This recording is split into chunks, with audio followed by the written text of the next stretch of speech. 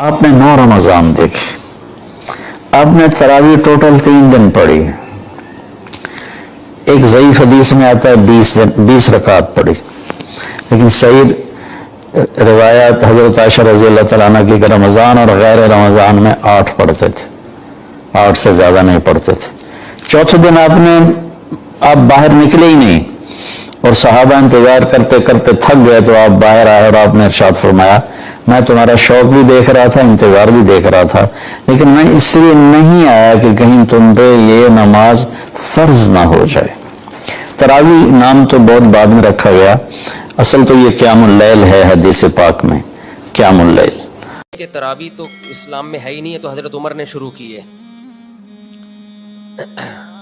حضرت عمر نے تراویح شروع کی ہے، جس طرح سے شروع کی اس سے پہلے ہمیں ابو بکر کے دور میں یہ نہیں ملتی، اور نبی صلی اللہ علیہ وسلم نے بھی ختم کی یہ تراویح، 3 دن پڑھائی، اس کے بعد آپ نے کہا کہ یہ فرض نہ ہو جائے، حضرت عمر نے شروع کی۔ یہیں سے ہمارا بھی اہل حدیث سے اختلاف بھی اسی بیس پہ شروع ہوتا ہے۔ ہم یہ کہتے ہیں کہ اگر آپ نے تراویح کو ماننا ہے حدیث کی روشنی میں، تو حدیث میں تراویح کا ثبوت نہیں ہے بلکہ تراویح کی نفی ہے۔ 3 دن پڑھ کے آپ صلی اللہ علیہ وسلم نے اس کو کیا کر دیا؟ ختم۔ تو آپ بھی ختم کریں، سمجھتے ہیں نا؟ آپ ایک بھی رکعت نہ پڑھیں، بولے تہجد ہے 8 رکعتیں اخپل طریقے سے انفرادی جو جتنی پڑھنا چاہے۔ اور اگر آپ عمر رضی اللہ تعالیٰ عنہ کے عمل کو بیس بناتے ہیں تو پھر عمر رضی اللہ تعالیٰ عنہ نے 20 پڑھی ہیں، 8 نہیں پڑھی ہیں۔ 8 کے بارے میں جو موطا کی روایت ہے وہ ضعیف ہے، اور اس کی 2 دلیلیں بہت مضبوط ہیں۔ نمبر 1، موطا امام مالک کی تصنیف ہے، امام مالک خود بھی 8 کے قائل نہیں ہے، وہ تو 20 سے بھی زیادہ کے قائل ہیں۔ اور کیوں قائل ہیں؟ اصل میں تو وہ بھی 20 ہی کے قائل ہیں، لیکن 16 رکعتوں کے کس بیس پہ قائل ہیں وہ ایک الگ بحث ہے، وہ بھی ہمارا ہدف نہیں ہے۔ باقی تینوں ائمہ 20 کے قائل ہیں۔ تو حضرت عمر کی یہ جو 8 رکعتوں والی روایت ہے، پہلی بات تو یہ کہ امام مالک نے، مالکی مذہب میں بھی فتویٰ 8 پر نہیں ہے، تو وہ کیوں اپنی کتاب کو چھوڑیں گے؟ اور سند کے لحاظ سے وہ مضطرب ہے۔ اس کا اضطراب کیا ہے؟ جو سند مضطرب ہوتی ہے نا، اگرچہ وہ راوی ثقہ بھی ہوں، لیکن مضطرب سند راوی کا اضطراب ہے نا، وہ ایک بیان پہ ٹکتا نہیں ہے، تو اضطراب کی بیس پہ بھی حدیث ضعیف ہوتی ہے، لہذا بہت سارے محدثین نے اس کو مضطرب کہہ کے اس حدیث کو رد کر دیا ہے۔ اور تیسری زبردست دلیل یہ ہے کہ اگر حضرت عمر نے 8 شروع کی ہوتی، صحابہ تابعین میں ہمیں کسی رمضان میں 8 رکعت کوئی پڑھتا ہوا تو نظر آتا ہے نا، کوئی ایک ضعیف روایت بھی نہیں ہے۔ بصرہ میں، کوفہ میں، دمشق میں، شام میں، ملیشیا میں، کہیں بھی اس دور میں کسی صحابی یا تابعین نے 8 رکعتیں پڑھی ہوں۔ 16، 20، 24 اتنی ملتی ہیں ہمیں، 16 کم سے کم 16 ملتی ہیں، ورنہ زیادہ میجورٹی تو 20 پڑھتی ہے۔ وجہ کیا ہے؟ ان سب نے اس میں کس کو فالو کیا؟ جب تراویح انہوں نے حضرت عمر سے لی ہے تو رکعتیں بھی کس سے لی؟ حضرت عمر سے لی ہیں انہوں نے۔ تو امام شافعی جو انہوں نے کہا میں نے اہل مکہ کو 20 رکعتیں پڑھتے ہوئے پایا، امام ابو حنیفہ نے اہل کوفہ کو، جو صحابہ تابعین سے جو نمازیں منقول ہو کے آئی نا، صحابہ سے بھی ہمیں تابعین سے بھی یہی ملتی ہیں 20 رکعتیں۔ تو اس لیے ہمارا پہلا سوال تو اہل حدیث سے ہے کہ یہ کیا بات ہے، آپ بخاری کی 8 رکعتوں والی حدیث پیش کرتے ہو، نبی رمضان غیر رمضان میں 8 پڑھتے تھے، تو نبی کے عمل کو فالو کرنا ہے، تو نبی نے تو 3 دن پڑھ کے کیا کر دیا؟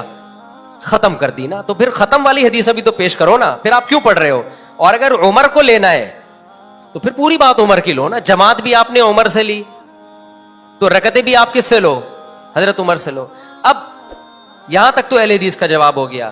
اب ہمارا سوال جو غامدی صاحب کا سوال ہے کہ یہ تو نبی نے پڑھ کے چھوڑ دی تھی، نبی سے تو ثبوت ہی نہیں ہے، یہ تو حضرت عمر کے لہٰذا یہ سرے سے نماز ہے ہی نہیں۔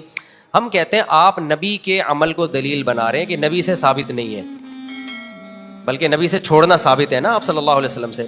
تو نبی کے عمل کو اگر آپ دلیل بنا رہے ہو تو نبی کے قول کو کیوں دلیل نہیں بنا رہے؟ علیکم بسنتی وسنت الخلفاء الراشدین المہدیین، میری اور خلفائے راشدین کی سنت کو فالو کرو۔ تو یہ ہم عمر کو فالو کر رہے ہیں کس کے کہنے سے؟ نبی کے کہنے سے۔ ممکن ہے کچھ اسکالر یہاں کے کہیں کہ اچھا حضرت عمر کا تو فلاں فیصلہ ہے، وہ فلاں فقیہ نے نہیں مانا، فلاں صحابی نے نہیں مانا، تو آپ ہر بات تو عمر کی ویسے بھی نہیں مانتے۔ کچھ مسائل ہوں گے نکالے جا سکتے ہیں۔ ہم کہہ رہے ہیں یہ وہ مسئلہ ہے، حضرت عمر کی اس بات کو تمام صحابہ نے مانا، عثمان نے، علی نے، عبداللہ بن مسعود نے، حضرت عائشہ نے، پوری دنیا میں مشرق مغرب شمال جنوب تراویح کا انعقاد کیا ہو گیا؟ شروع ہو گیا، اور تواتر کے ساتھ آج تک چلا آ رہا ہے۔ حتیٰ کہ حرمین میں پچھلے سال 10 رکعتیں ہوئی ہیں, اس سے پہلے 1400 سال میں کوئی نہیں دکھا سکتا 20 رکعت سے 1 رکعت کم ہوئی ہو. اب یا تو حضرت عمر نے کوئی نئی چیز گڑھی ہے, غلطی ہوئی ہے ان سے, غلطی ہوئی ہوتی صحابہ اسی وقت آپ کو ٹوک دیتے, نہیں ٹوکا. یہ اس کی علامت ہے کہ حضرت عمر نے بدعت کا آغاز نہیں کیا, بلکہ حضرت عمر نے پیغمبر کے عمل کو زندہ کیا ہے. جو عمل ختم ہو چکا تھا, بالکلیہ ختم نہیں ہوا تھا, جماعت کا عمل ختم ہو گیا تھا, اور جماعت کا عمل بھی بالکلیہ ختم نہیں ہوا تھا, ایک امام کے پیچھے نماز کا عمل ختم ہو گیا تھا. ہوا یہ ہے کہ نبی صلی اللہ علیہ وسلم نے جب 3 دن تراویح پڑھائی ہے نا, تو آپ صلی اللہ علیہ وسلم نے فرمایا کہ تم پہ فرض نہ ہو جائے, تو آپ نے خود آنا چھوڑ دیا. صحابہ سمجھ گئے کہ نبی چاہتے ہیں کہ یہ نماز ہم پڑھیں, لیکن فرضیت کے خوف سے آپ نے کیا کر دیا, ختم. لہذا صحابہ نے اس کو زندہ رکھا. مسجدوں میں صحابہ آتے, ابو بکر کے دور میں تراویح ہوتی تھی, عشاء کے بعد لوگ مختلف قاریوں کے پیچھے جماعت کی نماز سے قرآن سنتے تھے. ان کے پیچھے اتنی لمبی لمبی نمازیں ہوتی تھیں کہ سحری کے وقت میں جا کے ختم ہوتی تھی, عشاء کے بعد شروع ہوتی تھی. حضرت عمر جب آئے, حضرت عمر نے دیکھا کہ انہوں نے فرمایا کہ تم نے تو قرآن کو ٹکڑے ٹکڑے بنا لیا ہے, ایک مسجد میں اتنی جماعتیں کیوں ہو رہی ہیں. حضرت عمر نے یہ نہیں کہا کہ تم نے یہ بدعت کہاں سے ایجاد کی. دیکھو رمضان کے علاوہ اگر یہ مسجد نبی میں عمل ہوتا, حضرت عمر اس کو باقی رکھتے. حضرت عمر کہتے بھائی نفل نمازیں انفرادی پڑھو نا, یہ اتنی جماعتیں کیوں ہو رہی ہیں, عشاء کی جماعت ہو گئی, اپنے اپنے گھروں میں جاؤ, تہجد پڑھنی ہے انفرادی پڑھو. حضرت عمر کو اس پہ اشکال نہیں تھا اتنی جماعتیں کیوں ہو رہی ہیں. سمجھتے ہو کہ نہیں سمجھتے؟ اس کا مطلب حضرت عمر جانتے تھے کہ رمضان میں نبی سے یہ سب کیا ہے, ثابت ہے. اور حضرت عمر یہ بھی جانتے تھے کہ یہ جو اہل حدیث حضرات حدیث پیش کرتے ہیں کہ نبی رمضان غیر رمضان میں 8 رکعت پڑھتے تھے, یہ اس موقع کی نہیں ہے, کیونکہ وہ انفرادی پڑھتے تھے, جماعت سے نہیں پڑھتے تھے. اگر وہ اس حدیث کو حضرت عمر فالو کرتے تو ان سے کہتے نبی نے 8 پڑھی ہیں, انفرادی پڑھی ہیں, تم بھی 8 پڑھو اور انفرادی پڑھو, انڈیویجولی پڑھو, جماعت کی تم کو اجازت نہیں ہے. حضرت عمر نے اس حدیث سے استدلال کیا جو نبی نے 3 دن پڑھی ہے, وہ والی نہیں تھی جو بخاری کی 8 رکعت. وہ کتنی رکعتیں تھی اس کے بارے میں ایک ضعیف روایت ہے 20 رکعتیں, لیکن حضرت عمر سے اس روایت کی تائید ہوتی ہے کہ وہ 20 ہی تھیں. تو اب کیا ہے کہ حضرت عمر نے ان سب کو کہا کہ تم لوگ انفرادی طور پر نمازیں پڑھ رہے ہو, ایک امام کے پیچھے میں تمہیں جمع کروں گا. تو حضرت عمر نے کہا کہ مسجد میں امام کون ہوگا, ایک. وہ کتنی شروع کروائیں, ایک روایت میں 8 ہے, دوسری میں 20 ہے. 20 والی روایت کو صحابہ نے بھی لیا, چاروں اماموں نے بھی لیا. 8 رکعت والی روایت کو صدیوں تک کسی نے لفٹ نہیں کرائی, صدیوں تک, پوری روئے زمین پر نہیں ہوتی تھی. پوری علامہ شامی نے 150-200 سال پہلے لکھے, پوری روئے زمین پر 20 رکعت سے کم 1 رکعت بھی تراویح نہیں ہو رہی. اس کے بعد اہل حدیث نے کیا کہا, کتنی ہوتی ہیں, 8. ٹھیک ہے, کچھ علماء نے اس دور میں بھی کہا تھا کہ 8 ہوتی ہیں, لیکن ان کی بات کسی نے نہیں مانی, کیونکہ یہ بالکل شاذ قول تھا نا, اجماع امت کے خلاف قول تھا, تو اس کو رد کر دیا. علامہ ابن حمام ایک حنفی عالم گزرے, انہوں نے کہا کہ ثابت 8 ہے, پڑھ بھی سکتے ہو. انہی کے بیٹے نے جو علماء تھے انہوں نے نفی کی, بھائی یہ میرے ابا کا تفرد ہے, ٹھیک ہے نا, یہ ان کی اپنی رائے ہے, یہ قابل قبول رائے نہیں ہے. تو چند ایک ایسے گزرے.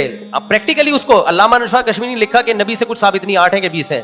پھر آگے یہ بھی لکھا کہ دلائل کی روشنی میں 20 ہی ہیں, لیکن اہل حدیث علامہ نشاء کشمیری کی بھی آدھی بات لیتے ہیں کہ دیکھو نبی سے کچھ بھی ثابت نہیں ہے.